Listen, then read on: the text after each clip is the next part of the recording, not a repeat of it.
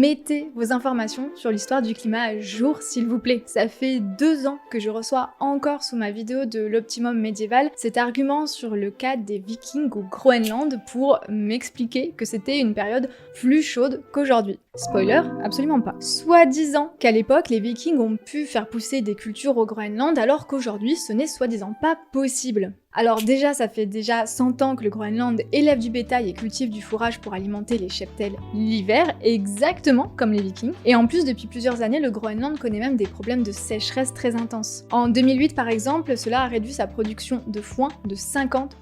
Concernant l'établissement viking, dire que les températures étaient supérieures de 1 à 4 degrés par rapport à aujourd'hui, déjà c'est de l'extrapolation qui sort de je ne sais où, et en plus dire aujourd'hui ce n'est pas une ligne temporelle scientifique parce que on parle de quel aujourd'hui. D'après l'historien Emmanuel Leroy-Ladurie, l'optimum médiéval était comparable aux années 1930-1940 et des études sur les cernes d'arbres ont montré qu'il était comparable au climat du milieu du XXe siècle. Après, les températures, elles ont fait qu'augmenter de manière exponentielle. Et dès les années 70, on a été au-dessus des températures de l'optimum médiéval. Mais ce qui est très important aussi, c'est que ce réchauffement n'était valable que pour l'Europe. Selon les recherches, le Groenland n'a pas du tout bénéficié de la même vague de chaleur. En fait, à cette époque, il y a même eu des disparités climatiques entre les deux colonies vikings.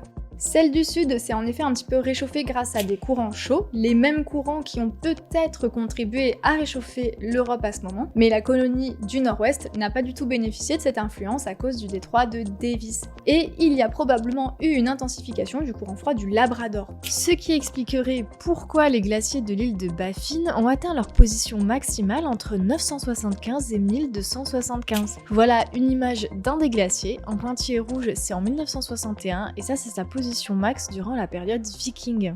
Il n'y a donc pas eu de fluctuations climatiques majeures durant l'optimum médiéval au Groenland, et donc ça remet aussi en perspective les causes de leur arrivée sur le territoire grâce aux conditions climatiques, mais aussi leur disparition. Et ça montre bien que l'optimum médiéval n'était pas du tout un phénomène global comme le réchauffement actuel. Alors,